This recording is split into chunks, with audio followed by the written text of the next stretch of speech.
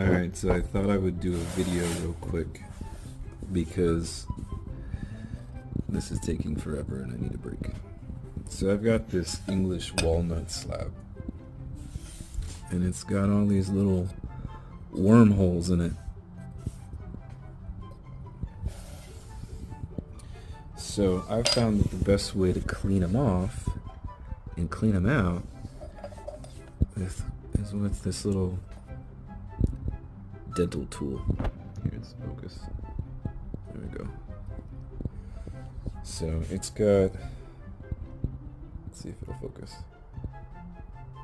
There we go. So it's got this tip and it's got this tip. And it's got a little bevel on it.